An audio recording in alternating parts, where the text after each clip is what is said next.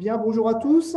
Bienvenue donc à ce nouveau webinaire donc organisé par la Chambre de commerce Tarbes et Hautes-Pyrénées qui aujourd'hui portera donc sur les marchés publics. Donc cet atelier sera animé par Evelyne Levourche du cabinet LFE Office. Voilà, qui va nous présenter un petit peu voilà, ce qu'est un marché public et comment ça fonctionne et l'intérêt que cela peut représenter pour les entreprises du territoire. Voilà, donc sans plus attendre, je laisse la parole à Evelyne voilà, pour qu'elle nous présente les différents éléments. Et merci à elle. Donc, bonjour, merci donc à Monsieur Lacône pour ce webinaire. Donc, je suis Evelyne Levourche, donc de l'entreprise LVE Office, basée à Tarbes, et donc je suis spécialisée en marché public avec deux actions, une plateforme de visibilité et des marchés d'accès au marché public, et une assistance et de la formation marché public inter ou intra-entreprise, puisque je suis donc Calliope, donc par l'intermédiaire du groupe Consort.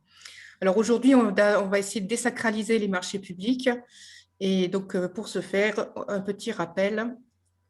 Donc le sommaire, les idées reçues, le fonctionnement des marchés publics, la réglementation, les clés du succès, la dématérialisation des factures, Chorus Pro. Alors, pour info, on va rappeler ce que c'est qu'un marché public.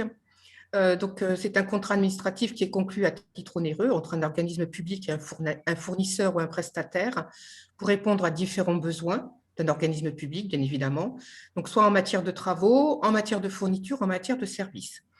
Aujourd'hui, la commande publique a subi de plein fouet la crise sanitaire, puisque jusqu'à l'année dernière, le seuil pour lequel les marchés publics étaient lancés était donc égal à un montant de 40 000 euros. Donc, au-dessus de 40 000 euros, les marchés pouvaient être lancés. Et là, la commande publique a augmenté ce montant à 70 000 euros, normalement pour une période jusqu'à juillet 2021. Mais bon, ça, c'est sous toute réserve de l'évolution de notre crise sanitaire. Alors, pourquoi répondre à un marché public? Tout simplement parce qu'en fait, c'est un apport de chiffre d'affaires qui n'est pas négligeable. C'est également une manière de se faire connaître au niveau de la commande publique et surtout d'être référencé et devenir donc un fournisseur potentiel. Alors, bien sûr, on a des idées reçues. Beaucoup d'entreprises ont des idées reçues quant au marché public. Et là, donc, on fait une vision sur les marchés, les idées reçues. Pardon. Alors, l'idée reçue numéro 1, ce sont toujours les mêmes entreprises, donc les plus grandes, qui emportent les marchés publics. Alors, en ce qui concerne donc, les données de 2018, font apparaître un volume de marché à hauteur de 101 milliards d'euros contre 89 milliards d'euros en 2017. Alors, normalement, les entreprises, la commande publique est obligée de recenser le volume de marché public. Donc là, on a sur les chiffres de 2018. Les marchés publics conclus en 2019 auraient dû être dénoncés et recensés en 2020. Mais toujours pareil, notre crise sanitaire ayant un peu compliqué les événements, je n'ai pas réussi à avoir les chiffres sur l'année 2019. Il faut savoir que dans ces 101 milliards d'euros, donc conclus sur le territoire national, ce sont les marchés qui ont été validés, attribués à plus de 90 000 euros. On verra tout à l'heure pourquoi. Donc, en fait, donc ça, je vous ai mis que ma source, c'était donc l'OECP. Donc, voilà, je vous ai mis que c'était l'Observatoire économique de la commande publique qui a en charge, en fait, toutes les études concernant la commande publique. Et donc, ils éditent tous les ans des rapports qui sont disponibles pour tout le monde, accessibles à tout le monde. Alors, je vous ai fait quand même un petit break de part des PME dans les marchés publics, parce qu'en fait, toujours pour en revenir à notre idée reçue, que c'est toujours les plus grandes entreprises. Et là, il s'avère, c'est qu'on peut voir sur 2016, 2017, 2018, concernant les PME, une part donc progressive de nombre de marchés qui sont attribués, donc soit 61, un peu plus de 61%, et des montants, 32%. Donc, c'est une part qui progresse d'année en année. Donc, c'est plutôt positif pour nos PMU. Nos PME, pardon. Les ETI, c'est les entreprises de taille moyenne pour information, et GE, ce sont les grandes entreprises. Donc là, c'est pareil, le nombre est moindre, le chiffre est plus important, mais on comprend pourquoi, puisque les grandes entreprises, généralement, répondent à des marchés de très, très, très gros volumes que les PME ne peuvent pas assumer de par leur taille d'entreprise. Mais les PME restent quand même en avant-première dans la part de la commande publique. Donc là, je vous ai mis un autre tableau. Donc là, c'est par rapport donc aux acheteurs, par type d'acheteurs. Donc on voit toujours cette fameuse progression des 3 dernières années de la part des PME. Donc les marchés de l'État. Donc les marchés de l'État, c'est quoi? On va retrouver les chambres d'agriculture, on va retrouver les chambres de commerce, on va retrouver par exemple les préfectures, on va retrouver toute cette catégorie d'entreprises publiques, les établissements publics de santé également. Tout ce qui est collectivité, on va retrouver la collectivité, donc les communes, les communautés de communes, les communautés d'agglo, enfin tout ce qui est lycée également. Donc, on va les retrouver dans cette part de collectivité. Quant à la catégorie autre, on peut y trouver, en fait, c'est un peu le ramassis de tout ce qui ne fait pas partie des collectivités de l'État. Et donc, ça peut être des syndicats mixtes, ça peut être aussi, par exemple, des gens comme des entreprises comme Pôle emploi, ça peut être aussi la Banque de France, ça peut être aussi, ce sont donc des organismes qui sont apparentés à la commande publique. Donc là, on voit bien une réelle progression par type d'acheteur, donc pour l'évolution et les PME. Donc, ce qui n'est pas négligeable. Idée reçue numéro 2. Alors, mon entreprise, elle est trop petite pour candidater. Alors, faux, bien évidemment. Donc, effectivement, les montants des marchés publics sont très variables et permettent à chaque entreprise d'avoir des opportunités. Et effectivement, dans les marchés qui sont donc réputés infructueux, ce sont souvent des marchés de petits lots, quand je dis faible montant. Donc, en fait, ça revient à ce que toute entreprise, quelle qu'elle soit, peut candidater à un marché public. Les conditions sont toujours encadrées, bien évidemment. Les critères, c'est donc l'aptitude de l'entreprise à exercer son activité professionnelle, sa capacité économique et financière, et aussi et également sa capacité technique et professionnelle. Ce sont des 3 critères qui sont retenus pour candidater, pour qu'une candidature soit acceptée, retenue. Alors, donc toujours, mon entreprise est trop petite pour candidater, faux. Donc en pratique, l'entreprise doit avoir un chiffre d'affaires au moins égal au montant du marché public pour lequel elle candidate. Je vais essayer de prendre un exemple. Ce n'est pas toujours simple de trouver un exemple, mais on va prendre une entreprise de bâtiment qui fait de la charpente et de l'étanchéité. Sauf que dans son chiffre d'affaires, cette entreprise de charpente fait 90% de réalisation en termes de charpente et donc 10% d'étanchéité. L'entreprise de charpente veut candidater à un lot donc unique d'étanchéité. Ça risque d'être compliqué pour cette entreprise, puisqu'en fait, dans sa part de chiffre d'affaires qui représente que 10%, peut donc induire et faire amener la commande publique à dire eh bien oui, mais bon, il fait de l'étanchéité, mais ce n'est pas son cœur de métier. Donc, on n'est pas convaincu qu'effectivement cette entreprise soit apte à réaliser le marché en question. En revanche, la même entreprise, charpente étanchéité, qui ferait 60%, 50% de charpente, 50% d'étanchéité dans son chiffre d'affaires, aurait plus de chances d'être retenue. Alors, j'espère que je suis assez claire, mais de toute manière, s'il y a des questions, en fin de web, je vous ai laissé mes coordonnées, donc vous avez moyen de m'appeler ou de m'envoyer un mail. Je resterai disponible et je vous donnerai d'autres informations complémentaires. Ensuite, idée reçue numéro 3.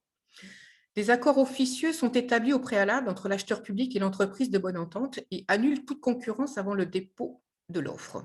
Alors ça, c'est assez récurrent dans les idées reçues. Eh bien non, il faut essayer de ne pas penser à ça, parce qu'en fait, il y a des moyens. C'est-à-dire que la commande publique, il faut savoir qu'elle utilise c'est l'argent de l'État, ce sont nos impôts. Ils sont donc obligés de respecter ces 3 principes fondamentaux.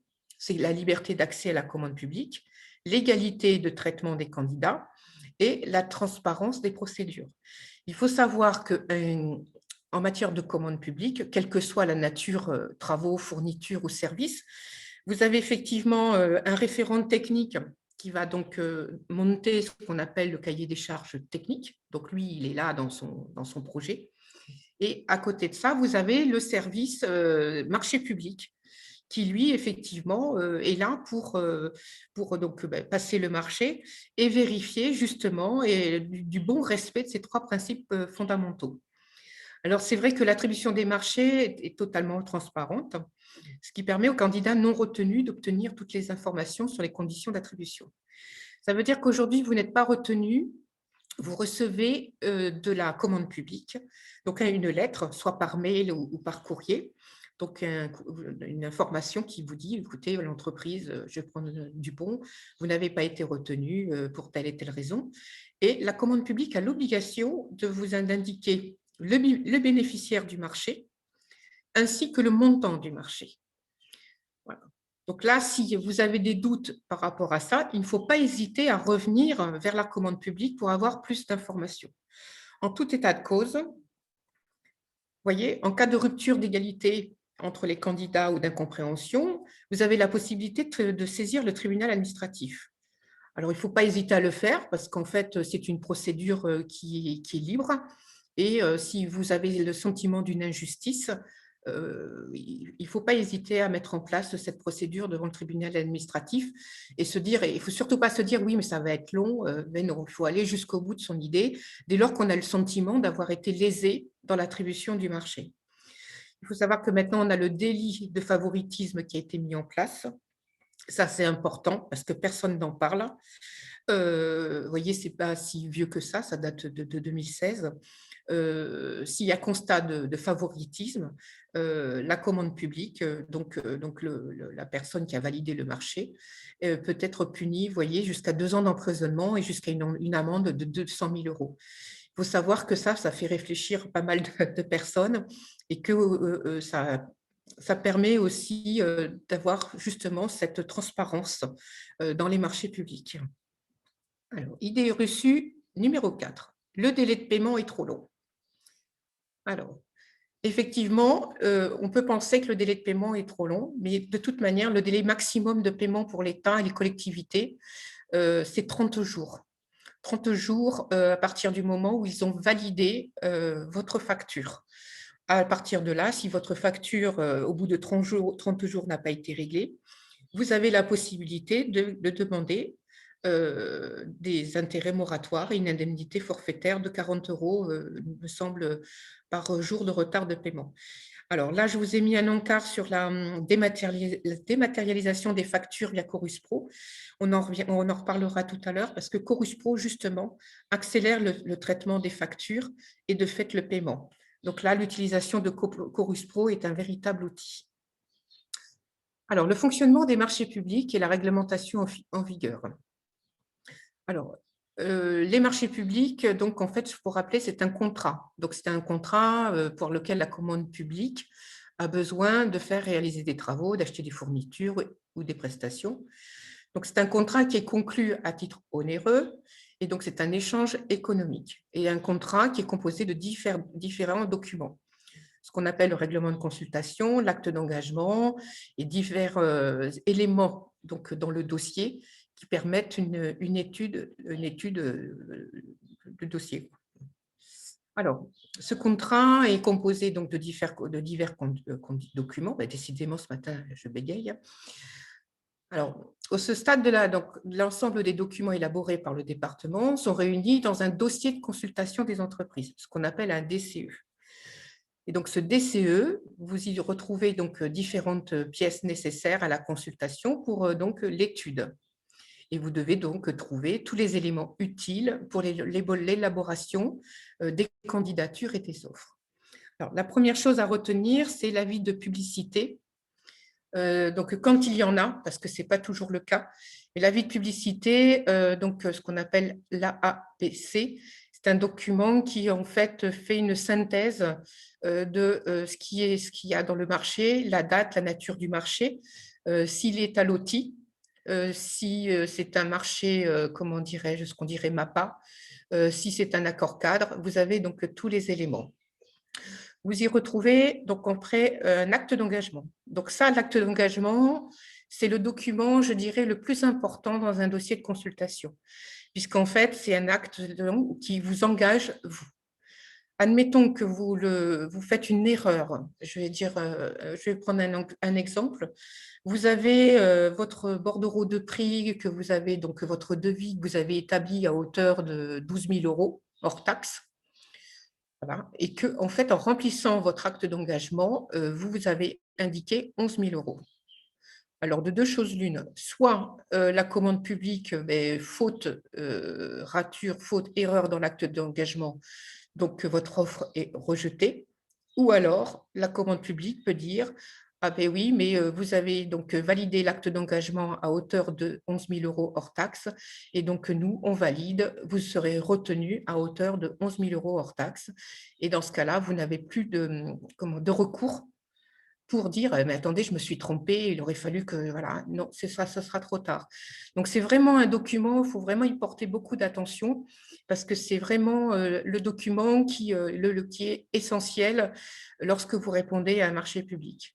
Donc dans ce dossier de consultation, vous y retrouvez également les documents financiers, hein, soit donc un bordereau de prix, soit ce qu'on appelle un DPGF, décomposition de prix global et forfaitaire. Et en fait, c'est le reflet, ni plus ni moins, de votre offre dans la candidature. Moi, ce que je vous conseille, c'est quand vous refaites un marché, vous candidatez, c'est de joindre, donc bien évidemment de compléter ces deux documents qui sont joints, mais c'est de joindre également votre devis, ce qui est important. Parce que dans votre devis, peut-être que vous pouvez y mettre un peu plus de renseignements et de compléter des informations qui justifient votre tarif et qui n'apparaissent pas, donc ces informations qui n'apparaissent pas forcément dans les lignes qui sont fournies avec le DPGF. Donc, c'est très important de joindre également votre devis, même si on ne vous le demande pas forcément dans la remise des offres. Alors, ensuite, on a ce qu'on appelle le règlement de consultation. Et ça aussi, c'est le document le plus important puisque c'est la base de tout. Dans ce règlement de consultation, vous allez, donc on reprend toutes les règles, hein, donc qui est, on va prendre la ville de Tarbes, qui lance un marché, avec la date de remise de l'offre. Vous avez aussi donc des éléments financiers qui sont indiqués, c'est-à-dire que si effectivement la commande publique accorde une avance, alors tout ça, l'avance, elle est déterminée en fonction du montant, hein. Donc ça peut aller de 5% à 3% pour les toutes petites entreprises, jusqu'à 5%, voire même 30%. Ça, je l'ai vu passer 30% d'acompte, ce qui n'est pas négligeable. Ça permet en fonction justement de pouvoir, je vais prendre l'entreprise de bâtiment, justement de commencer à acheter ces matériaux et de voir en termes de trésorerie, ne pas faire l'avance des matériaux. Et ensuite, dans le dossier, vous avez différents documents, donc le CCAP. Donc, c'est un document qui règle en fait toutes les clauses administratives particulières. Donc, c'est détaille un petit peu ce qui est repris en synthèse dans le règlement de consultation. Vous avez le cahier des charges, le CCTP, qui est le cahier des charges techniques. Donc là, ça peut concerner, là, on est vraiment dans l'étude, les caractéristiques techniques qui vous servent de support pour donc établir votre devis, votre DPGF et votre bordereau de prix. Et vous avez d'autres documents, le cahier des charges administratives générales et le cahier des clauses techniques générales, où là, effectivement, le CCTG reprend, on va y retrouver dedans l'organisation d'un chantier, par exemple, on va retrouver plein d'éléments qui sont généraux, mais en fait, pour lesquels il ne faut absolument pas faire l'impasse. En fait, si vous avez décidé de répondre à un marché, il ne faut absolument pas faire l'impasse sur tous les éléments qui sont notés dans le DCE. Alors, ça peut paraître fastidieux au début, mais après, on prend l'habitude, c'est comme tout. Alors, le fonctionnement des marchés publics, on a donc effectivement des règles qui sont imposées. Il faut savoir que depuis 2019, on ne parle plus, donc on parle maintenant de commande publique, on ne parle plus de marché public, mais on parle de commande publique. Donc là, cette nouvelle disposition du 12 décembre 2019 donc, a réévalué les seuils. On va en parler après, les seuils, c'est un fameux décret. Alors là, je vous ai mis le décret du 22 juillet 2020, qui, donc, ce que je vous avais dit en début de séance, qui prévoit le relèvement temporaire à 70 000 € du seuil de dispense de procédure pour les marchés publics, quelle que soit la nature des travaux, donc services ou fournitures.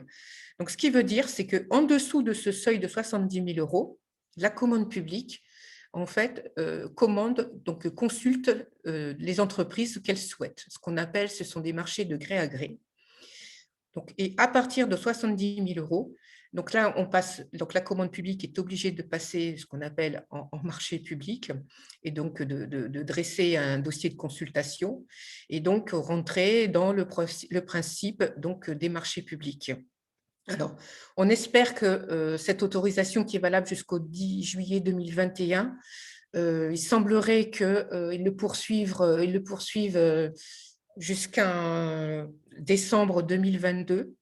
Mais bon, c'est la crise sanitaire qui va un petit peu guider et modifier ce montant de seuil. Alors, il faut savoir que forcément, 70 000 €, ce n'est pas négligeable et que pour certaines entreprises, certains marchés, les 70 000 € se retrouvent effectivement en gré à gré. On va en parler tout à l'heure. Il y a une possibilité, non pas de contourner, parce qu'on ne peut pas contourner, mais ça pose, enfin, moi, pour ma part, il me semble que 70 000 € du seuil de la dispense de procédure, c'est un peu trop élevé pour justement permettre aux TPE voilà, d'accéder à la commande publique. Alors, nous y voilà donc sur la réglementation en vigueur avec ces fameux seuils. Donc voilà, donc le marché de gré à gré, donc c'est tout ce qui est inférieur à 70 000 €. Donc là, on est effectivement le libre choix de l'acheteur. Il n'y a pas d'obligation de publicité. Ce sont des consultations qui sont libres sur devis. Donc là, la commande publique, elle fait ce qu'elle veut, elle consulte qui elle veut, comme elle l'entend. Et là, donc, il n'y a pas de publicité. Au-dessus de ces 70 000 €, donc on rentre sur des marchés, ce qu'on appelle à procédure adaptée. Et donc là, effectivement, il y a de la mise en concurrence qui est faite. Alors, la procédure à respecter, c'est que là, dans le cadre d'un marché à procédure adaptée, il y a une négociation possible une fois que les candidats ont déposé leurs offres. Donc, la commande publique a la possibilité, au vu de 2 ou 3 entreprises retenues, de prendre contact et de négocier au niveau de ces entreprises qui seraient retenues. Alors, au-dessus de ces 70 000 € jusqu'à 90 000 €, il n'y a pas de publicité. Pas où ils en font. Ça, c'est leur libre choix. Donc, soit effectivement, ils lancent une publicité via, par exemple, les journaux locaux, les journaux d'annonces légales, ou alors ils trouvent un support, mais ils n'ont pas l'obligation. Donc là aussi, je vous donnerai tout à l'heure ce qu'il faut faire pour avoir accès à ces informations au-dessus de 70 000 €. Et au-dessus de 90 000 €. Et donc là, on est effectivement sur les appels d'offres. Et là, vous avez au-dessus de 90 000 € une obligation de publicité de la part de la commande publique. Donc là, cette publicité, elle est faite sur des plateformes, ce qu'on appelle aujourd'hui le BOAMP. Donc, c'est le bulletin officiel des annonces des marchés publics. C'est gratuit. Vous avez, en plus, le bulletin officiel des marchés publics, c'est une plateforme qui est très fonctionnelle et d'accès, donc et qui est très, très claire. Donc ça, elle est vraiment parfaite. Et vous avez donc pour après des marchés européens, ce qu'on appelle le JOUE et le JAL, donc les journaux d'annonces légales. Alors, ça peut paraître un peu flou, ces histoires de seuil, parce qu'en fait, comment dirais-je, là, je vois le seuil pour les marchés à procédure adaptée de 70 000 € jusqu'à 214 000 € pour les fournitures et les services. Donc, ça peut paraître, comment dirais-je, compliqué.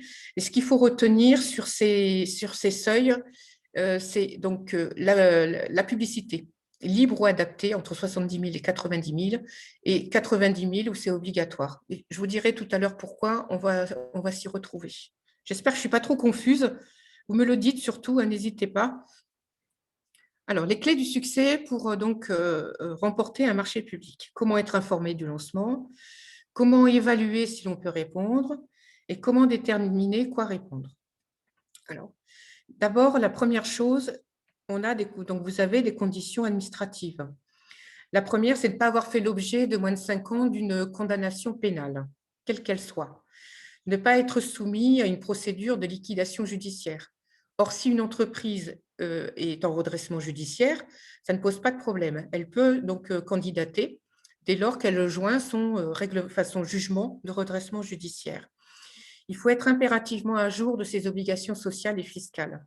Donc là, donc, le document de l'URSSAF, tout ce qui est congé payé, tout ce qui est voilà, obligations sociales et fiscales de moins de 3 mois. Justifier son cabis de moins de 3 mois, ça c'est important, et respecter la loi au regard de l'égalité des droits, au regard de l'égalité des personnes handicapées et au regard de l'égalité entre les femmes et les hommes. Donc là, c'est un document qui est souvent joint au document de consultation. C'est un engagement moral, hein, comme quoi effectivement vous respectez bien ce dernier point. Et donc, il suffit de le dater et de le signer. C'est un engagement moral. Il faut savoir, on m'a déjà posé la question, les entreprises qui sont, par exemple, qui ont un bilan négatif, on ne joint pas le bilan. Hein, on peut très bien avoir un bilan négatif, ça, ce n'est pas le problème, mais on peut toujours continuer, on est à jour à ses obligations sociales et fiscales.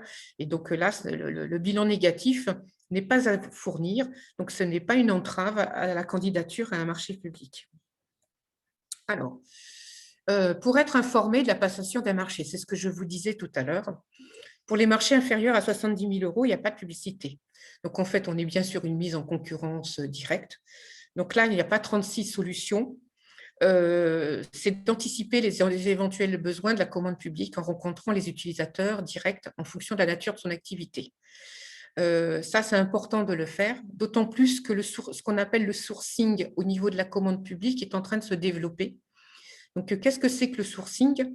La commande publique, en fait, rencontre différentes entreprises, quel que soit leur domaine. Et c'est pour ça que c'est important de les rencontrer, de se faire connaître.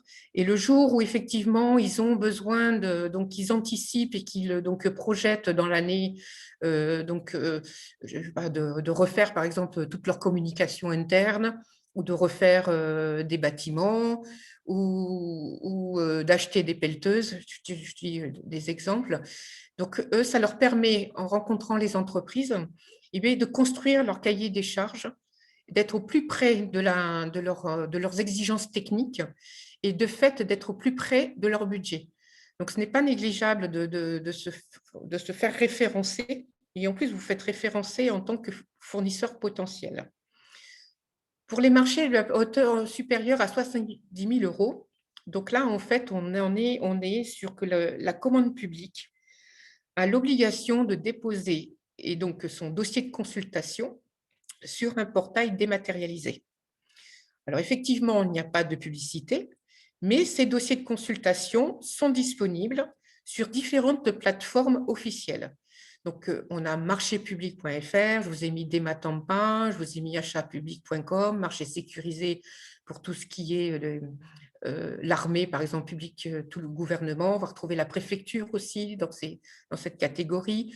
Je vais prendre l'exemple, par exemple, de la communauté d'agglo de Tarbes, qui, eux, utilisent une plateforme spécialisée qui s'appelle Marché sécurisé.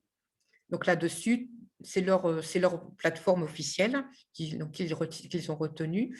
Je prends par exemple la commune de Barbazan-de-Batte, qui, elle, utilise une plateforme qui s'appelle Clicoun. Alors effectivement, ça vous demande comment dirais-je, d'aller vous connecter sur ces différentes plateformes, d'aller mettre vos critères de recherche en fonction de votre activité, de votre zone géographique. Comme ça, vous recevez directement les alertes qui concernent donc votre activité. Donc, je vais prendre marchépublic.fr, c'est quotidien. Donc, vous recevez, voilà, la ville de Tarbes, elle lance un marché avec le CCAS pour la commande, par exemple, de pain pour le CCAS et la ville de Tarbes. Vous avez donc en fait toutes ces informations-là. Donc, il ne faut pas hésiter à aller voir toutes ces plateformes, à se connecter dessus, à mettre vos critères de recherche et ensuite vous recevez vos alertes. À partir du moment où vous prenez l'exemple, vous répondez, vous avez retenu sur marchépublic.fr, vous avez téléchargé votre dossier de consultation. Vous êtes donc référencé au niveau donc je prends toujours l'exemple de la ville de Tarbes comme candidat potentiel. Ce qui veut dire, c'est que s'il y a des éléments qui sont modifiés dans le cadre du marché public, donc soit des ajouts de plans en termes de travaux, soit effectivement des questions-réponses qui ont été posées par d'autres candidats qui vont donc vous en avez l'information. Enfin, vous recevez toutes les informations de vie durant la période pour laquelle le dossier est mis en ligne. Alors, alors, j'ai une question. Je ne sais pas comment je fais pour aller. Allez, hop. Comment peut-on identifier ces différentes plateformes? Alors, comment peut-on identifier ces différentes plateformes? Alors, vous avez Google qui vous dit, eh ben voilà, liste des plateformes qui diffusent donc les dossiers de consultation. Mais je vais vous simplifier la vie. Ce que je vous propose, je vous ai dit tout à l'heure qu'en fin de slide, vous avez mes coordonnées. Vous me faites un mail et donc moi, je vais vous les envoyer, les liens avec ces différentes plateformes si vous le souhaitez, si ça peut vous sauver un petit peu et vous soulager un petit peu dans votre recherche. Tout dépend effectivement de votre activité et votre zone. Votre zone de chalandise. Si vous travaillez simplement sur le département des Hautes-Pyrénées, si vous travaillez sur le 40, le 60, le 31, le 09, le 64, le 32, ou si vous travaillez sur le territoire national. Donc voilà, si ça vous arrange, je peux vous le faire. Si vous pouvez me répondre par question-réponse, voilà, ça m'arrange aussi. Parce qu'en fait, il en existe une multitude de plateformes. Alors, moi, je connais très bien celles qui sont sur la grande région. Je connais un peu moins bien celles qui sont sur le territoire national, mais je n'ai pas de difficulté à les identifier, puisqu'effectivement, une fois qu'on a un petit peu l'habitude, comment dirais-je, on y a vite accès à ces plateformes. Mais n'hésitez pas à me faire me faire un mail et je vous recontacterai par téléphone et je vous dirai comment faire. Il n'y a pas de souci. Alors, comment évaluer si je peux répondre? Effectivement, quand il y a un avis d'appel, enfin, d'avis de publicité, donc l'AAPC, c'est vraiment la synthèse du premier besoin. Donc, l'idée, c'est de télécharger cet avis. Inutile d'aller télécharger l'intégralité du dossier. Attendez, j'ai une deuxième question. Merci beaucoup. OK, super. Je n'hésiterai pas. Alors, l'objet du marché. Donc, effectivement, est-ce que mon activité correspond à l'objet ou au lot? Voilà. Ça, c'est déjà la première chose. Ensuite, la date et l'heure, limite. Admettons, nous sommes le combien aujourd'hui? Nous sommes le 9. Vous avez téléchargé un avis de publicité et donc le dossier de candidature et d'offre est à rendre dans 3 semaines. OK. Bon, est-ce que j'ai le temps d'étudier le dossier, de faire les choses correctement, déjà en termes de timing administratif. Ensuite, donc ça, c'est une chose. Le lieu d'exécution. effectivement. Est-ce que c'est, voilà, est-ce que là où les travaux se font, comment ça se passe? Est-ce que, je vais prendre l'exemple, on est donc à Tarbes, vous allez avoir un marché, une commande publique qui se situe donc dans la montagne. Il faut, il faut à peu près aller quoi, 1 heure et quart, 1 heure et demie pour aller jusque là-haut. Et mais oui, forcément, ça fait 1 heure et demie de déplacement. Donc, cette heure et demie de déplacement, il faudra l'inclure dans votre chiffrage. Alors, est-ce que ça vaut le coup? En revanche, vous avez un autre dossier de commande publique. Je vais prendre l'exemple, par exemple, de Orthez, qui se situe à Orthez. Oui, mais Orthez, j'ai l'autoroute et je vais y mettre 40 minutes.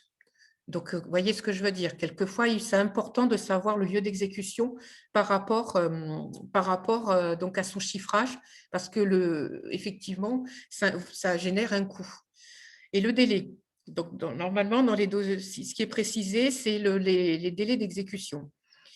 Alors, il faut savoir que en termes de travaux, je prends l'exemple des travaux, hein, parce que les services et fournitures, c'est un peu différent. Donc, la commande publique lance un marché de rénovation d'une école, enfin, d'un collège ou une rénovation d'un lycée. Je vais prendre l'exemple, par exemple, du gros œuvre. Le gros œuvre, on sait qu'il intervient en premier lieu. Donc, effectivement, le délai d'exécution, c'est important de le voir parce que si les travaux doivent démarrer au mois de mai 2021 et que moi, en tant qu'entreprise, au mois de mai 2021, j'ai déjà mon emploi du temps, mon planning qui est chargé à bloc, eh bien, je vais avoir un petit peu de dire, bon, si jamais je suis retenue, je ne pourrai pas tenir les délais d'exécution. En revanche, une entreprise de peinture qui intervient beaucoup plus loin dans la planification des travaux, elle, ça sera peut-être différent pour pouvoir se positionner. Donc, c'est important d'aller regarder, de visionner le délai d'exécution. Donc, déjà, cet avis de publicité, c'est déjà le premier élément de choix et de dire je réponds ou je ne réponds pas. Alors, ensuite, qu'est-ce qu'il y a qui ne va pas? Je n'arrive pas à passer mon autre slide. Comment ça se fait? Excusez-moi. Ah si. Alors, excusez-moi.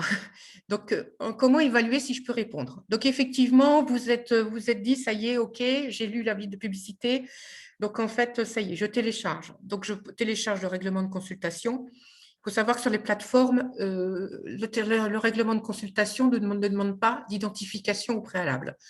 Donc, en fait, le règlement de consultation détaille d'autant plus l'avis de publicité. Donc, on reprend ce que l'avis de publicité précisait, hein, l'objet du marché, le lieu d'exécution, la durée, les délais d'exécution, les critères du jugement des offres. Donc, ça, c'est important, c'est hyper important.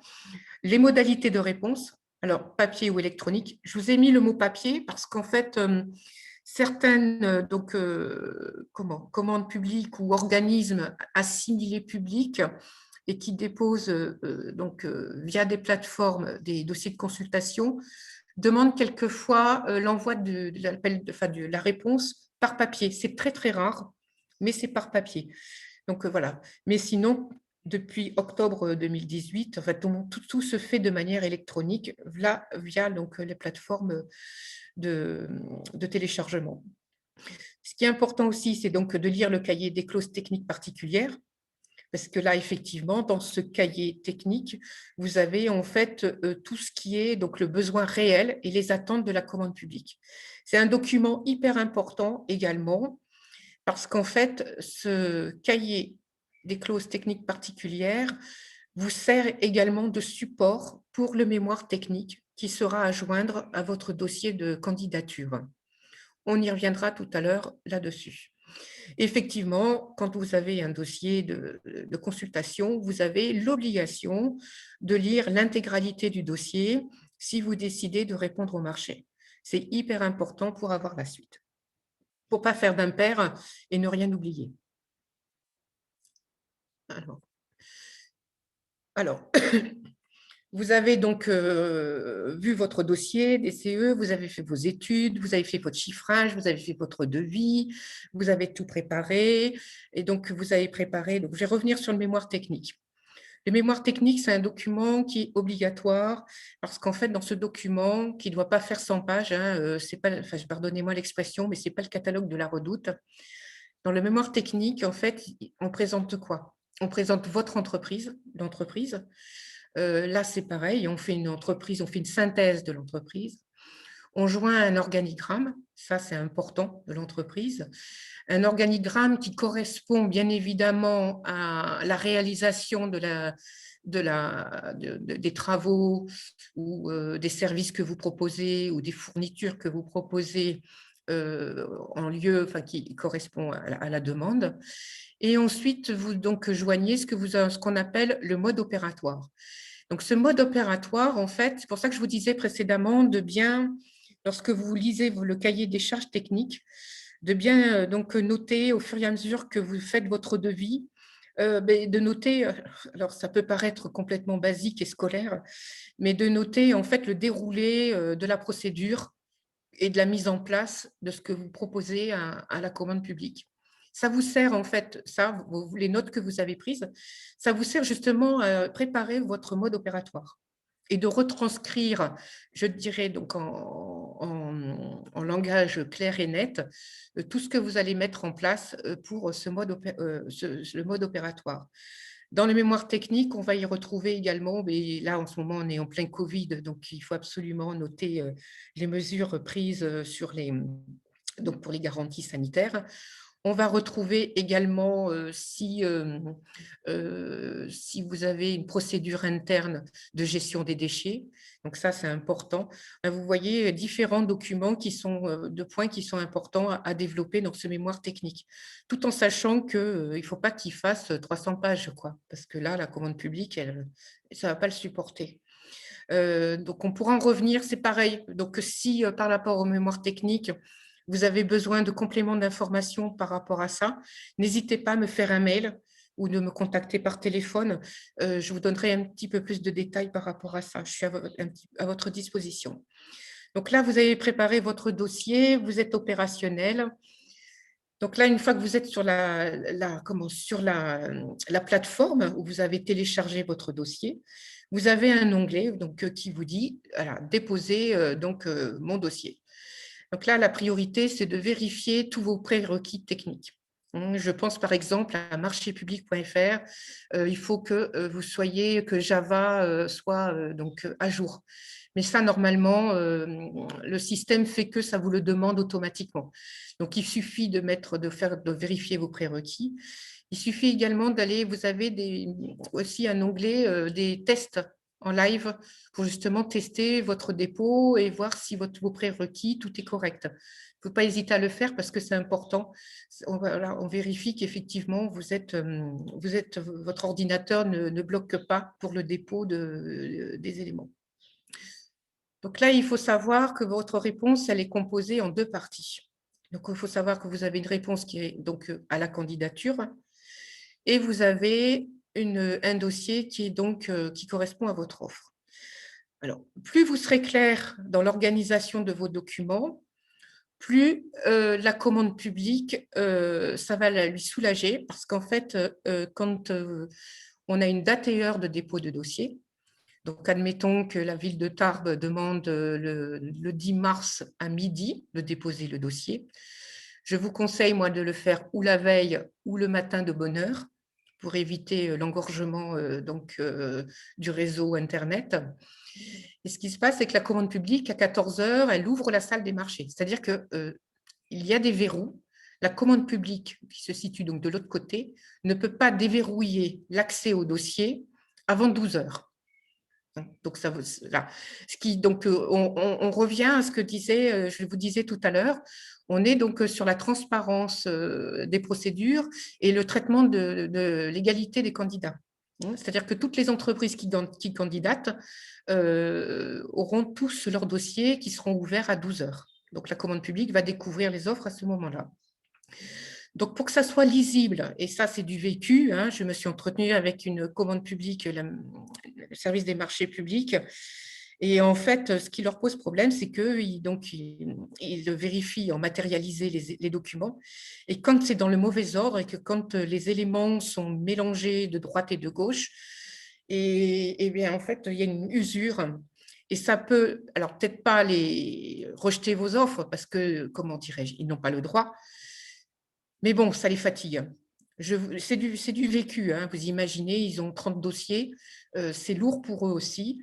Et ensuite, ce qu'ils ont aussi comme contrainte, c'est qu'au travers des éléments qu'ils retiennent de manière matérialisée, ils dématérialisent les documents. Donc, plus c'est clair, mieux c'est mieux pour vous, c'est votre image de marque, ça c'est hyper important. Et c'est aussi, donc, vous véhiculez votre image de marque d'entreprise qui est sérieuse. Mais bon, vous le faites sûrement déjà. Donc là, je vous ai donné des exemples. Par exemple, le dossier, donc on a 2 dossiers, la candidature. Donc on nomme tout simplement, hein, les documents 01, 02, 03, 04, etc. pour le dossier de candidature. Alors, pour rappel, le DC1, donc c'est le document qui donne, donc c'est la déclaration du candidat. C'est-à-dire que je vais reprendre l'exemple l'entreprise Dupont. Donc, c'est un document qui dit, ben oui, l'entreprise Dupont, voilà, donc je réponds soit à un lot charpente ou je réponds au service, service de communication. Enfin, voilà. Donc, ça concerne la fiche d'identité de l'entreprise. Donc, vous. Le DC2, c'est votre fiche d'identité financière. Et donc, c'est toujours pareil, on reprend l'entreprise, qui vous êtes. Et donc, c'est dans ce document-là où vous répertoriez vos chiffres d'affaires et donc les 3 dernières années de votre chiffre d'affaires. Alors, les 3 dernières années, donc on en revient, vous allez déclarer, alors je dis n'importe quoi, bien évidemment, vous faites un chiffre d'affaires de 100 000 euros. Bien évidemment, il faut que vous puissiez justifier que le dossier pour lequel vous candidatez, vous avez la capacité financière de le réaliser. Donc là, je ne sais pas si vous connaissez ce document, mais là, par exemple, 100 000 euros, eh bien, vous avez donc la part de chiffre d'affaires qui correspond à la nature des travaux, on va dire 70%. Donc, vous voyez, vous rassurez la commande publique en disant, voilà, je suis professionnel, je sais le faire, c'est donc le cœur de mon métier. Pour les jeunes entreprises, parce qu'effectivement, il y a des jeunes entreprises, des entreprises qui ont été créées donc, il y a 6 mois, qui n'ont pas forcément le recul de chiffre d'affaires, il y a possibilité de justifier également donc, sa capacité à réaliser les travaux. Soit parce qu'effectivement, ce sont des gens qui ont été auto-entrepreneurs et qui ont basculé sur un autre statut.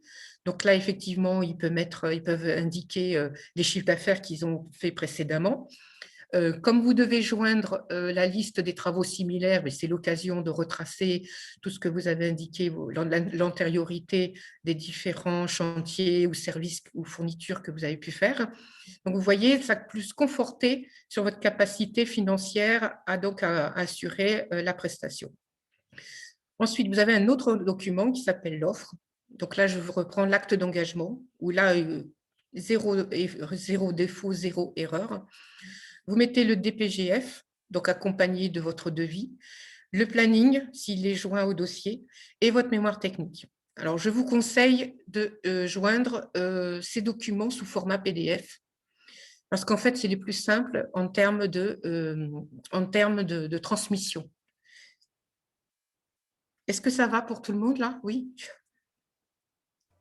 Oui, c'est clair. Je continue. Alors, hop, hop. Alors, là, je vous fais un zoom sur la signature électronique. Evelyne, on a une question. Je la lis. Conseillez-vous de faire apparaître le nom de l'entreprise dans le nom du fichier? Le nom de l'entreprise, pardon, je ne saisis pas la question. Le nom de l'entreprise, c'est-à-dire… Est-ce que la question, c'est quand on remet les documents? Ah oui, d'accord, oui, j'ai compris. Eh bien non, parce qu'effectivement, vous êtes… l'entreprise s'identifie sur la plateforme. Si on a 2 minutes tout à l'heure, enfin, j'essaierai de vous montrer comment ça marche avec marchéinfo.fr. comme en fait vous vous êtes identifié, l'entreprise s'est identifiée, a créé ses identifiants. Donc, elle a son adresse mail et un code identifiant, un mot de passe qui lui est propre. Donc, en fait, quand l'entreprise va déposer sa candidature et son offre, donc elle va se connecter avec son adresse mail et son mot de passe qui lui est propre. Donc, c'est l'entreprise ça lui appartient. Donc, en fait, le dépôt du dossier, de toute manière, à la fin du dépôt de l'offre et de la candidature, vous recevez un accusé de réception qui reprend bien la traçabilité. Donc, la traçabilité de votre entreprise, la traçabilité des documents que vous avez envoyés et la traçabilité de l'heure à laquelle vous avez déposé. Donc, l'entreprise Dupont qui a déposé, donc il n'y a pas de souci d'ambiguïté par rapport à la commande publique. Vous êtes complètement tracé. Après, si ça peut vous conforter, voilà, vous pouvez très bien mettre DC1 entreprise Dupont. Vous pouvez le faire.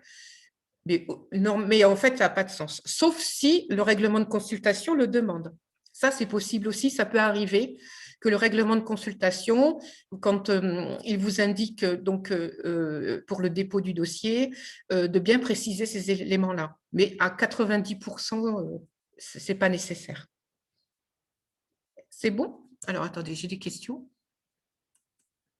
Très bien, je comprends. Ah voilà, c'est bon. Toujours pareil, hein, n'hésitez pas enfin de m'appeler, je suis disponible.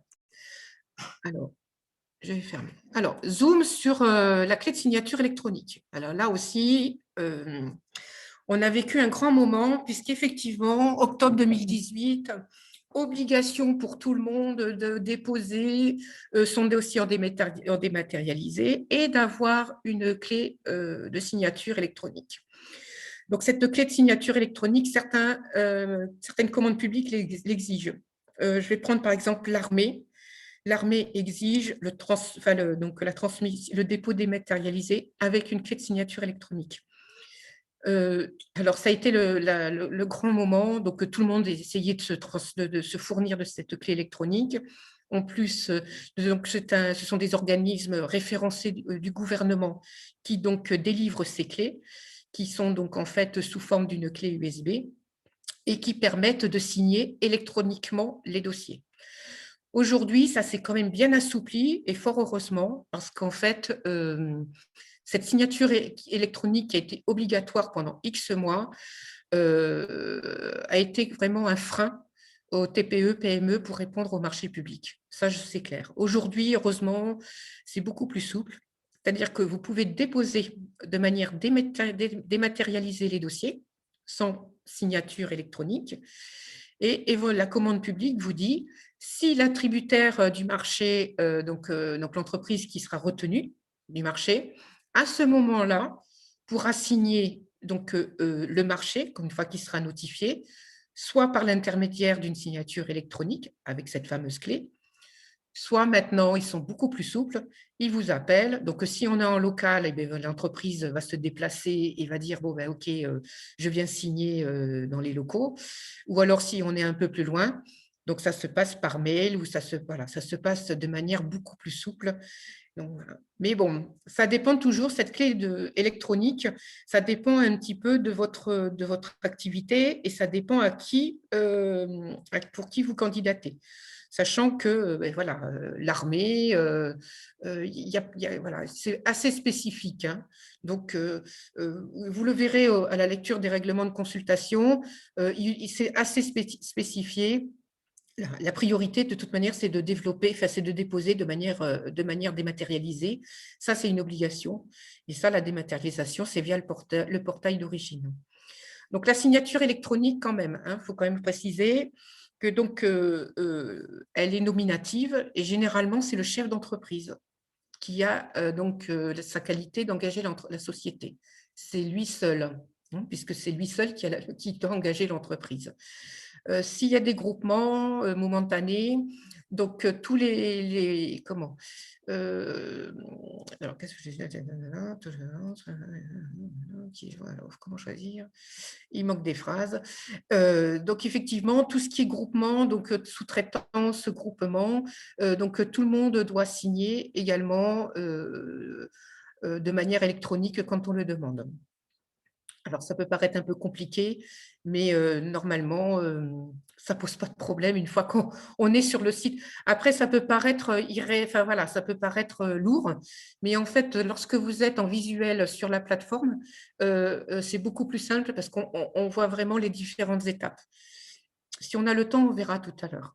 Donc, vous voyez, c'est ce que je vous disais, ça se présente sous forme d'un support type clé USB. Il suffit, avant de lancer le dépôt, de mettre votre clé et ensuite, au préalable, il faut l'avoir paramétré, bien évidemment. Et ensuite, à partir de là, donc, ça se fait naturellement et tout simplement. Est-ce que ça va? Oui? Oui, oui, oui.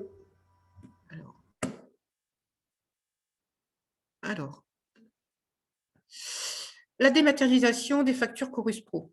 Alors, depuis maintenant, 1er janvier 2020, il y a obligation de déposer ces factures qui sont donc destinées à la commande publique à l'État donc via Chorus Pro, qui est donc le portail obligatoire, donc y compris les auto-entrepreneurs. Donc là, c'est une obligation pour tout le monde.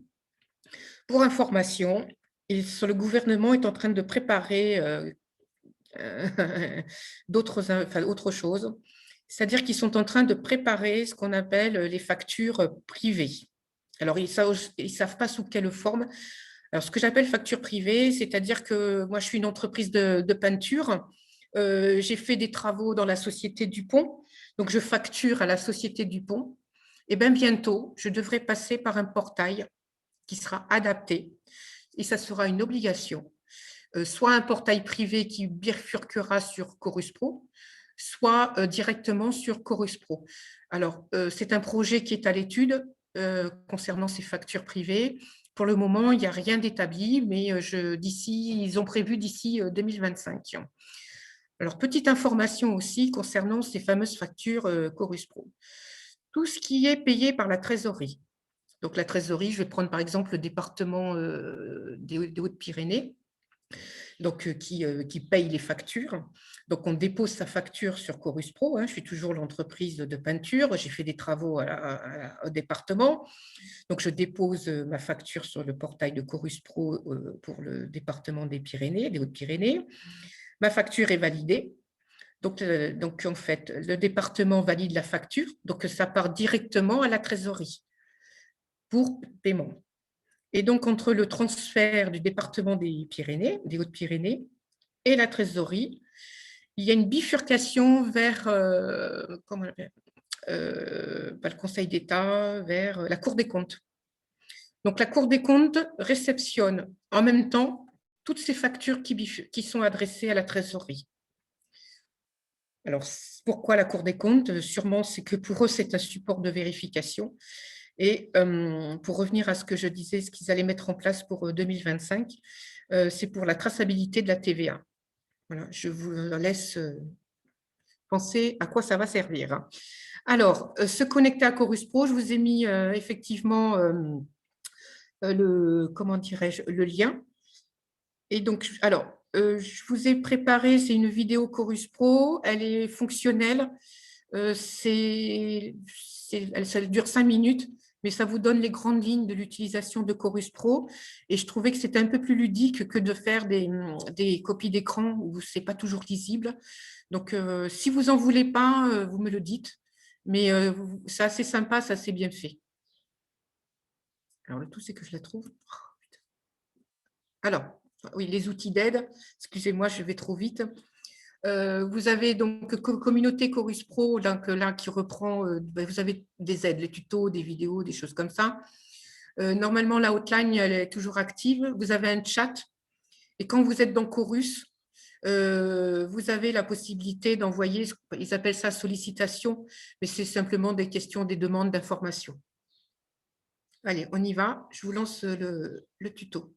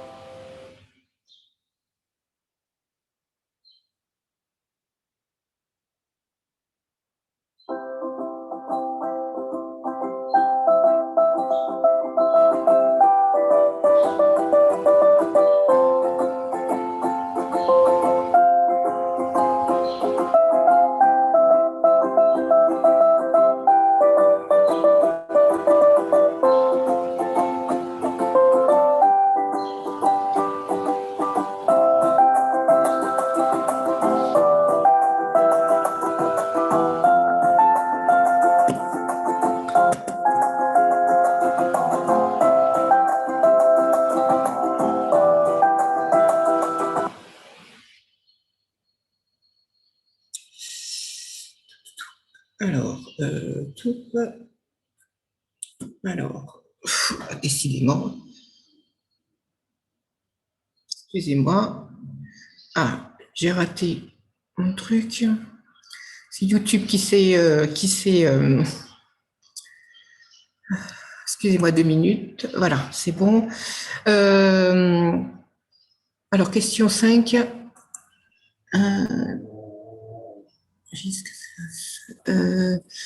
Est-ce que notre client public peut directement faire cette démarche? Ah non, désolé, Monsieur Casalas. Non, non, vous devez impérativement faire vous-même le dépôt sur Chorus Pro. La commande publique ne va pas se substituer à vous pour le dépôt de cette facture. Oui, je comprends bien parce qu'en fait, pour information, ils ont quand même bien allégé le portail Chorus Pro. Mais bon, c'est l'État. Pourquoi faire simple quand on peut faire compliqué? Mais bon, c'est comme tout. Il suffit de bien paramétrer au démarrage votre compte. Et ensuite, quand vous avez une facture, vous pouvez soit… Donc, le processus est assez simple en fait. Mais c'est à vous de le faire. Désolée. Ou alors vous trouvez une âme charitable qui le fait à votre place. Mais je vous comprends, hein, parce qu'en fait, c'est assez barbare quand même comme plateforme. Donc l'avantage, c'est effectivement pour la réduction des coûts. L'envoi d'une facture donc génère un accusé de réception. L'archivage des factures, bon, même si vous voulez les archiver, donc c'est quand même gardé donc en mémoire. Et le recyclage, en fait, le traitement des factures, c'est beaucoup plus souple. Vous voyez, par exemple, s'il y a donc 3 types de rejets, le recyclage, lorsque la facture ou la saisie sur Chorus comporte une erreur mineure, le recyclage permet sa correction sans qu'il en soit nécessaire de ressaisir entièrement la facture. Voilà, par exemple, le code service. Le rejet, lorsque la facture comporte une erreur importante, le numéro d'IBAN ou de montant. C'est pour ça qu'il est important lorsque donc, on dépose des factures sur Chorus Pro. Vous avez votre accusé de réception du dépôt de votre facture. Mais il est important de se connecter quand même avec vos identifiants régulièrement afin de vérifier que la commande publique ne vous ait pas fait un retour, soit parce qu'effectivement, là, on va prendre l'exemple du RIB, ou parce qu'effectivement, il manque quelque chose, ou il y a un numéro de facture qui n'est pas bon, code service, des choses comme ça. Donc ça, c'est vraiment la priorité, c'est de vérifier, de se connecter régulièrement pour voir la traçabilité et également de vérifier la date de validation de votre facture par la commande publique. Et donc là, vous savez qu'à partir du moment où la commande publique va valider votre facture, vous serez payé sous un délai de 30 jours. Alors, hop. Alors, là aussi, effectivement, je vous mets donc les points de vigilance, puisqu'une même collectivité peut comporter plusieurs numéros de SIRET, hein, puisque chaque commande publique a son propre numéro de SIRET. Je vais prendre par exemple toujours la ville de Tarbes. La ville de Tarbes, elle a donc son numéro de SIRET. Le CCAS, il a son numéro de SIRET. La crèche, elle a son numéro de SIRET. Enfin, vous voyez, il y a différents… au sein même d'une collectivité, vous avez différents numéros de SIRET. Mais le système, là, Chorus, est relativement bien fait, puisqu'il y a un moteur de recherche qui permet d'aller rechercher le bon numéro de SIRET et le bon code. Mais normalement, aux bonnes commandes, lorsque la commande publique vous notifie un marché, vous avez toutes les informations qui sont reprises sur la notification. Et normalement, ils sont obligés de vous donner toutes ces informations-là.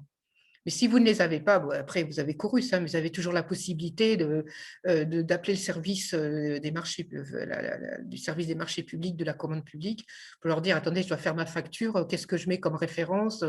Là, je pense que les personnes, là, ils sont relativement sympas et ils vous donneront les informations. Chorus Pro ne gère pas les relances. En cas d'interface avec le logiciel de facturation. Alors, voilà, donc ils ne font pas les relances. Alors Chorus Pro aussi a intégré ce qu'on appelle, alors là, ce qu'on appelle aussi des logiciels qui s'appellent EDI, entre autres.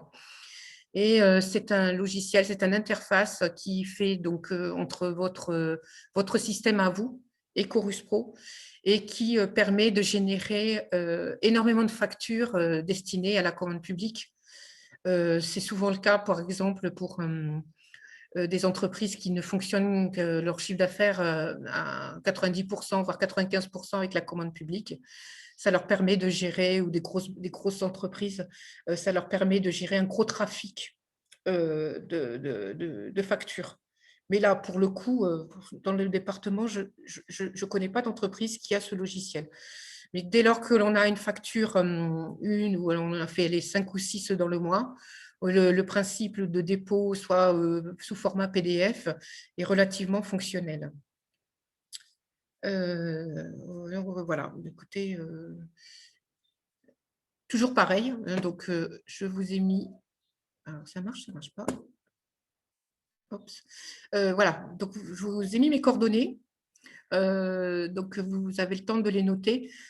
Monsieur Lacône, est-ce qu'on peut essayer de se connecter sur marchépublic.fr pour voir un petit peu comment ça fonctionne? Oui, on a Oui, encore un petit peu de temps. on a encore un petit peu de temps, Pas de d'accord. souci. On va regarder pour aller au bout de la démarche. D'accord. Donc, vous avez mes coordonnées, mais je pense qu'après, si vous voulez, vous intervenez auprès de Monsieur Lacône pour les avoir. Mais enfin, voilà, vous avez de quoi noter. N'hésitez pas à m'appeler ou me faire un mail. Et ça sera avec grand plaisir qu'on pourra échanger un peu autrement. Alors maintenant, c'est la prouesse technique. C'est comment je vais aller chercher l'information. Alors, je vais faire ça. Vous êtes en train de partager votre écran. Alors, nouveau partage. Donc, c'est pas ça qu'il faut que je fasse. Comment je fais? Je ne sais pas. Voilà, Alors, vous connectez allez, je suis là. OK. et partagez après votre. Je suis là. Ça, je vais supprimer parce que ça va me poser des problèmes. Ah, web. Allez. Vous l'avez, tout le monde a, Oui, c'est tout le bon. monde a accès. Ouais, Donc, bon. donc voilà, alors ça, c'est une plateforme, c'est la plateforme qui s'appelle marchépublic.info ou AWS. Et c'est une des plateformes qui est la plus fonctionnelle et la plus fonctionnelle. Alors, on va se prendre par exemple le 65. Je vais donc sélectionner mon département. Voilà, je vais rechercher. Voilà.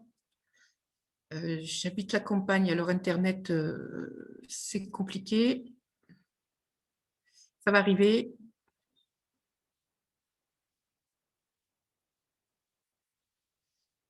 Désolée pour le temps d'attente.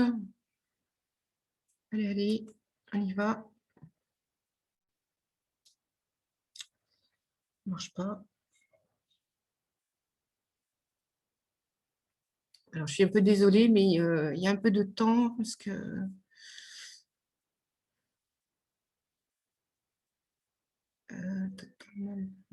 Bon, mais il ne veut pas s'afficher.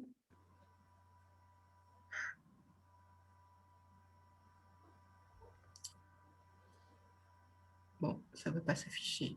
Bon. Ah, petit problème technique. Oui, parce que le problème technique vient du fait que en fait, c'est le réseau qui n'est pas terrible. D'accord. Bon, enfin, c'est pas grave. L'idée, c'est de retenir qu'il y a des moteurs de recherche Alors, sur cette plateforme. vous avez… bon, alors, on va faire ça, on va faire comme si ça fonctionnait. Donc, effectivement, vous avez la possibilité de choisir, donc de sélectionner votre département. Hein, donc, on revient. Une fois que vous avez donc recherché, vous avez donc toute la liste de… Je vais retenter au cas où. Vous avez la liste de toutes les… Donc, soit des fournitures, soit des services, ou soit des travaux, donc les demandes de différentes… Bon, allez, c'est bon.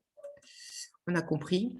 Donc, vous avez ces différents donc c'est classé par donc, fournitures, services, travaux. Quelles que soient les plateformes, c'est toujours classé dans ces 3 catégories-là. À partir de là, vous allez voir, je prends toujours la ville de Tarbes qui veut faire qui veut lancer un marché pour une rénovation d'un bâtiment. Donc, c'est classé par date de remise des offres. Hein, donc, en fait, ça, c'est hyper important. Donc, vous allez donc sur le document et là, vous allez aller voir. Donc, vous allez voir donc, un onglet qui s'appelle « Avis de publicité ». Donc là, on revient à ce qu'on disait tout à l'heure, vous cliquez dessus. Donc là, vous avez une synthèse de l'appel d'offres.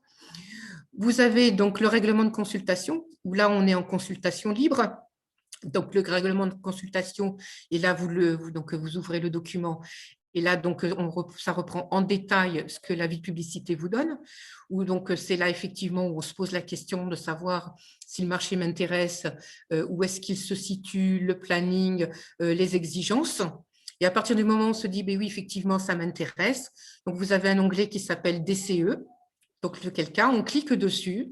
Donc là, vous rentrez votre adresse email et votre mot de passe et vous chargez les différents éléments qui sont liés au dossier. Dans cette même ligne de phase où vous avez l'avis de publicité, le RC, le règlement de consultation, le DCE, sur cette plateforme-là, vous avez un petit onglet qui indique « Déposer votre pli ». C'est-à-dire que vous avez chargé votre dossier, vous avez dit « ça y est, je réponds », vous avez préparé votre offre, vous avez préparé votre candidature, tout est OK. Donc, vous revenez sur cet onglet, donc marché public info, vous allez rechercher effectivement la ligne concernée, vous allez dans votre onglet déposer donc votre pli, vous cliquez dessus. Là, une page apparaît qui vous dit, donc, qui reprend bien l'intitulé de l'appel d'offres, bien vérifier que c'est le bon dossier. Et donc, à partir de là, vous validez, vous acceptez les conditions, vous validez déposer, donc déposez votre pli. Et donc, vous avez une fenêtre qui s'affiche et qui vous dit, eh bien là, maintenant, je vais donc déposer ma candidature. Donc, petite information, pour déposer vos dossiers de candidature et d'offres, on ne fait pas de fichier zippé. On fait un fichier classique dans lequel donc, on ouvre un document non zippé, candidature, dans lequel on a remis nos documents, donc on va déposer 0,1, donc le DC1, 0,2 le DC2, 0,3 l'attestation, 0,4 mes listes des travaux similaires, mes attestations sociales, mes attestations d'assurance, tous ces documents-là. Donc ça, on est bien d'accord. Dans l'offre, c'est pareil, hein, ce n'est pas un fichier zippé. À partir de là, donc, vous avez donc ce fameux onglet qui s'est déposé votre pli, vous avez validé. Vous allez sélectionner sur votre bureau le dossier candidature. Donc là, vous allez l'ouvrir. Et en ouvrant, en fait, vous allez voir que les fameux fichiers que vous avez mis dans ce dossier candidature vont aller basculer sur la plateforme AWS. Donc là, ensuite, vous avez un deuxième onglet qui dit « Offre ». Donc, vous allez ouvrir votre dossier « Offre ».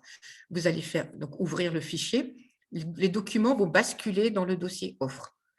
Ensuite, à partir de là, vous avez différentes solutions. Soit on vous dit dans le règlement de consultation, eh bien oui, effectivement, il n'y a pas de signature par clé électronique. Donc là, c'est je valide l'envoi sans signature électronique. Donc là, vous validez. Et vous allez voir que les fichiers, donc ça travaille, ça s'affiche, effectivement, c'est le cas de le dire. Donc, toute l'intégralité des pièces que vous avez transférées donc, vont s'afficher. Et donc, ensuite, vous validez la copie de sauvegarde que vous gardez bien précieusement, qui viendra se joindre dans votre dossier de base. Et ensuite, vous avez donc, une fois fait cette opération-là, vous avez un accusé de réception qui vous est émis et qui confirme bien que vous avez bien répondu sur ce dossier-là. Document à garder également précieusement. En cas de signature électronique, donc là, en fait, vous décidez, vous dites, ah ben oui, ça y est, je réponds à ce dossier-là, il me faut une clé de signature électronique.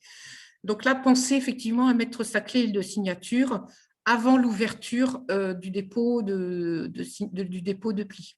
Donc là, c'est hyper important parce que c'est à ce moment-là que le système va détecter votre clé et c'est à partir de ce moment-là où la procédure de signature électronique va pouvoir se mettre en place. Vous voyez également sur cette… Et c'est tout simple, hein, voilà. Et après, donc marché public info, c'est une plateforme qui est très fonctionnelle parce qu'effectivement, elle vous permet de déposer le dossier en candidature et en offre. Vous avez d'autres plateformes où c'est un petit peu moins simple. Mais bon, une fois que c'est comme tout, hein, une fois qu'on l'a fait une fois ou deux, après, ça va tout seul. Vous voyez sur ce portail, vous avez les attributions. Hein, vous voyez, dossier en cours, expiré, attribution. Donc, si vous cliquez là-dessus, toujours, ça ne va pas fonctionner parce que le réseau Internet, malheureusement, je suis à la campagne, je n'ai pas suffisamment de débit. Donc là-dessus, vous allez avoir toutes les attributions de marché qui ont été faites. Donc là, ce qui est important aussi, c'est d'aller voir ce qui s'y passe. Parce que je vais prendre toujours mon entreprise, je suis une entreprise de peinture. J'ai répondu à l'eau-peinture sur la ville de Tarbes ou à l'OPH ou d'autres. L'OPH ou la ville de Tarbes donc, a retenu une autre entreprise. Et donc, comme ils ont obligation de diffuser les attributaires de marché, donc le nom de l'entreprise retenue et le montant, là-dessus, dans les attributions, vous avez l'information. Eh ben oui, donc tout compte fait, ben, ce n'est pas moi qui ai été retenu, c'est l'entreprise Martin. Moi, j'avais fait une offre à hauteur de 40 000 euros et l'entreprise Martin a été retenue à hauteur de 38 500. Donc, c'est important parce que ça vous permet aussi de vérifier votre enfin, voilà, les concurrents que vous avez et de faire le comparatif par rapport à votre offre.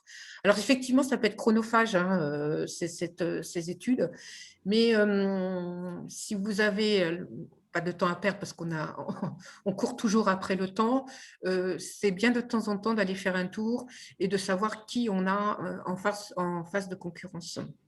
Donc ça, c'est pour marché public info. Les autres plateformes, où là, effectivement, vous vous connectez, ben, comme tout le monde. Je prends Dematampa. Dematampa, c'est la plateforme officielle pour la région Aquitaine. Donc, sur Dematampa, on va retrouver tous les appels d'offres du 64, du 40, du 33, du 87, de toute la région Aquitaine. Toujours pareil, Dematampa, vous pouvez donc sélectionner soit par fourniture, soit par travaux, soit par service. Alors, il y a une particularité sur cette plateforme-là. Vous avez la possibilité de sélectionner le département. Mais sur cette plateforme-là, en fait, alors je ne sais pas si c'est un bug de leur part, ça a toujours été un grand mystère pour moi, mais je ne vous conseille pas de sélectionner le département. Vous sélectionnez, par exemple, travaux, et là, vous allez malheureusement, avoir l'intégralité des marchés en cours qui sont donnés sur toute la région Aquitaine. Mais bon, c'est relativement bien fait puisqu'en fait, les numéros de département sont affichés. Donc, si vous cherchez le 64, vous allez vite retrouver le département du 64. Je vous dis ça, pourquoi ne pas sélectionner le département du 64? Parce que si vous le faites, je ne sais pas par quel hasard, vous n'avez pas tout ce qui se passe, qui a été mis en ligne sur 64. Je parle en connaissance de cause. Donc, je l'ai vécu. Donc, ça demande un petit peu plus de temps, mais au moins, ça évite de faire l'impasse. Vous avez des plateformes donc ensuite pour les Landes qui sont dédiées au département des Landes.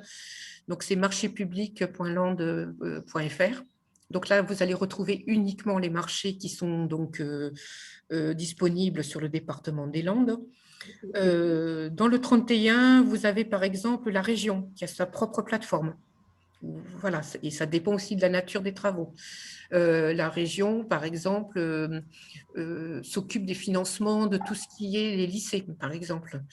Vous avez toujours dans le 31 la communauté d'agglo qui s'appelle le Muretin, qui elle aussi a son propre support.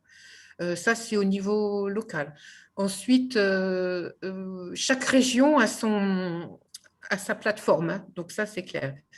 Par exemple, vous avez en région parisienne, je vous dis, voilà, vous avez une plateforme qui s'appelle Maximilien. Et là, c'est pareil, qui regroupe tous les marchés publics qui sur toute la région parisienne, y compris Paris. Vous avez une autre plateforme qui s'appelle achatpublic.com. Là aussi, on a une classification aussi par département. Oui, on a une question sur le chat justement, là, parce qu'il y a beaucoup de plateformes qui existent. Est-ce qu'il y a une plateforme qui centralise tous les marchés publics publiés? Ou est-ce qu'il faut se rendre sur les différentes plateformes? Alors, de deux choses l'une. Excusez-moi, mais alors, oui, parce que j'ai ma souris. Alors, de deux choses l'une. Soit effectivement, Alors, je ne voudrais pas faire de pub pour moi parce que je n'ai pas le droit, mais il y a d'autres solutions. Soit effectivement, ben là, vous centralisez vous-même, c'est-à-dire que vos différentes plateformes, et c'est gratuit, et vous mettez donc effectivement vos différentes alertes. Soit vous avez ce qu'on appelle des entreprises privées, où là, vous avez une prestation qui est payante et qui fait le travail à votre place. Voilà. Alors, je n'ai pas le droit de parler de mon activité, je pense, Monsieur Lacône. Pas trop, mais vous faites partie des entreprises qui proposent ce service, on va dire. Voilà. Alors, je vais en parler, mais je vais en parler de toutes Alors, donc moi, je vais en parler parce que donc, moi, je suis basée à Tarbes. J'ai donc créé une plateforme de visibilité de lecture des marchés publics. Donc, en fait, je propose à mes clients le balayage de toutes ces plateformes. Et en fait, moi, je restitue en ligne les éléments clés de lecture. Donc, moi, je m'arrête à ça. Vous avez d'autres plateformes qui s'appellent… alors, moi, ma particularité, je le dis de suite, c'est qu'en fait, aujourd'hui, vous êtes à Tarbes, vous ne travaillez pas plus loin que Pau et Saint-Gaudens, par exemple. Vous n'aurez donc que les appels d'offres qui concernent votre zone géographique et votre secteur d'activité. Vous avez d'autres plateformes. Je vais prendre par exemple Vector Plus, qui est une plateforme nationale. Alors derrière Vector Plus, vous avez le groupe Moniteur. Donc c'est une grosse machine. Donc Vector Plus, vous avez Vector Plus qui vous propose effectivement un système similaire. Sauf que Vector Plus, par exemple, ne va pas sélectionner votre zone géographique. C'est-à-dire que vous travaillez jusqu'à Pau. Vector Plus vous mettra tous les dossiers, listera tous les dossiers qui se situent dans le 64, donc y compris jusqu'au fin fond du Pays Basque. Voilà. Mais à côté de ça, ils font aussi ce travail-là. Vous avez une autre plateforme qui est basée à Toulouse, qui s'appelle Spigao. Alors, Spigao, c'est une société qui dépend d'une autre société qui est Double Trade. Et Double Trade, c'est un groupe hollandais de mémoire. Et Spigao, en fait, beaucoup d'entreprises du bâtiment, notamment les grosses boîtes de bâtiment, l'utilisent parce qu'ils ont des systèmes de calcul, enfin de logiciels de calcul qui sont intégrés. Et en fait, ils proposent également, lorsque vous avez validé un dossier auquel vous souhaitez répondre, qui fait du pré-remplissage, notamment des DC1, des DC2 et des actes d'engagement. Autant je trouve que c'est fonctionnel sur le logiciel de calcul, parce que ça, c'est important, ils intègrent des logiciels de calcul, donc ça les soulage. Donc ça, c'est pour les entreprises qui font énormément de marchés publics. En revanche, en ce qui concerne le DC1, le DC2 et l'acte d'engagement, moi, je suis un peu plus frileuse par rapport à ça, mais ça n'engage que moi. Parce qu'il faut savoir que, par exemple, un DC1, DC2, une fois que vous l'avez rempli, honnêtement, aujourd'hui, vous répondez à la ville de Tarbes, donc vous remplissez votre DC1, DC2. Demain, vous répondez à la ville de Lourdes. Il suffira de changer l'entité et le lot. Donc, en fait, en termes de temps, ça ne vous demande pas grand-chose et il y a moins de risque d'erreur que le remplissage automatique. Malgré tout, il faut quand même faire une vérification qui est derrière. Alors, de deux choses une. Voilà, donc ce sont des entreprises qui sont payantes, mais si vous préférez, moi, je ne joue pas dans la même cour qu'eux, puisqu'en fait, moi, ma cible, ce sont les TPE, PME. Et donc j'ai une vision différente, mais ces entreprises-là, elles existent. Après, vous allez sur Google, vous avez d'autres entreprises qui proposent ces services-là également. Le tout, c'est de bien les cibler et le tout, c'est que ne pas se faire avoir également, parce que vous avez des sociétés qui vous promettent de vous diffuser X dossiers de consultation, sauf qu'ils vous mettent toujours les mêmes. Ou alors, ils vous mettent des consultations sur des marchés qui ont déjà été attribués. Alors là, vous allez payer pour rien. Donc, il faut quand même être vigilant par rapport à ça. Et il faut faire attention, c'est qu'aujourd'hui, la commande publique, vous avez vu, je vous expliquais qu'il y avait un relèvement des seuils. On est dans une phase où il y a quand même un petit peu moins de volume. Donc, ces entreprises-là, elles vous remettent régulièrement les mêmes dossiers. Ou alors, elles vont vous mettre des dossiers qui ne concernent pas votre secteur. Voilà, donc il faut être vigilant, mais il y a d'autres, voilà, il faut regarder, il n'y a pas de souci. Ça dépend ça dépend en fait de la nature de votre activité, si vous êtes sur le local, le régional ou le national. Et bon, mais tout ça, c'est pareil, hein, donc je vous ai donné mes coordonnées. Je ne vous oblige pas à travailler avec moi, mais je peux vous expliquer les choses de manière très claire et très saine, ça ne me pose aucun problème. Bien, merci. L'idée étant toujours, c'est que moi, voilà, je me veux proche du terrain et que c'est important d'avoir du contact et d'être au plus proche de la problématique, pardon, des clients. Alors, je vois qu'il y a une question, si j'arrive à l'ouvrir. Donc la question, je la lis hein, pour tout le monde. Donc c'est: j'ai reçu un courrier début 2021 me proposant un référencement national fournisseur auprès de achat-marché.fr au coût de 1 280 € TTC par an. Qu'en pensez-vous? Alors, 1 290 € par an. Et qu'est-ce qui vous propose dans ce référencement? Un référencement national fournisseur. OK. Auprès de achat-marché.fr. Je ne connais pas achat-marché.fr. Alors, je ne sais pas quelle est la nature de votre activité, Monsieur Casalas. Est-ce qu'éventuellement vous pouvez me le dire?